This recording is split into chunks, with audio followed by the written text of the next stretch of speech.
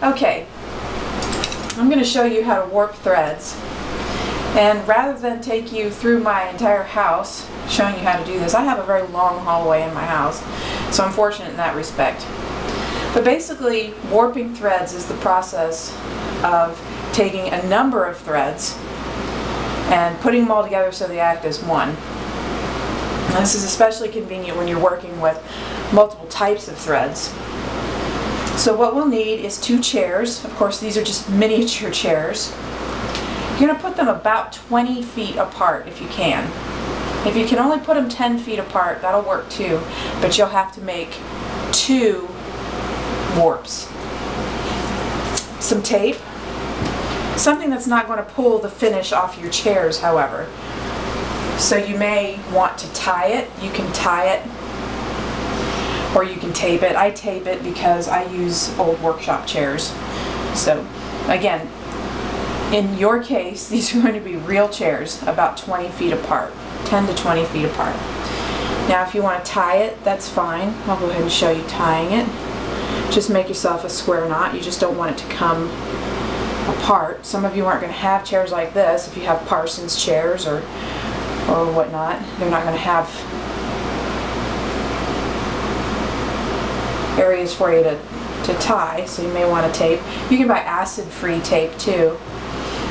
Okay, so it's just a process of well, hopefully your chairs aren't that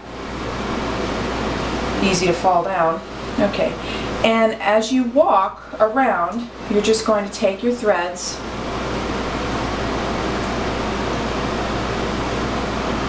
take them around the chairs as many times as you want. Now if you're working in multiple threads, you may want to go around twice with one thread,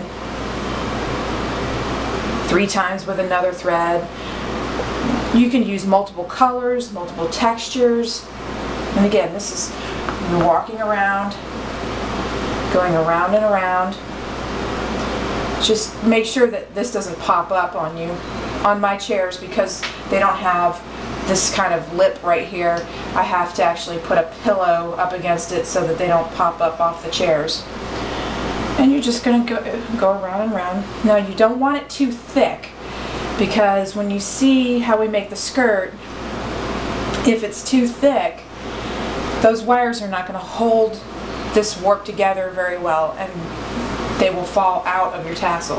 And so you want them to be nice and secure. So my rule of thumb is I don't like to go any more than about 1/8 of an inch in thickness. 1/4 of an inch would be too thick. So in the case of the tassel that I'm making for this instructional series, I went around 10 times. So you just keep going until you're satisfied. About 10 times here. It just depends on the width of the thread that you're using. When you're all done, come back to your center point. Now, you probably don't want to bother with untying that. So just take your scissors, go ahead and cut through, take it off, and wind it around something that's convenient. You probably want to wind it around a card because it's going to be big at that point. I'm just using a rod because it happens to be convenient. And you're just going to wrap it around, and it's just for future use. So again, you can use, I could have used this just so it keeps it together. So now all these threads can be used as one when we make our skirt or our ruff. And that's basically all there is to warping threads.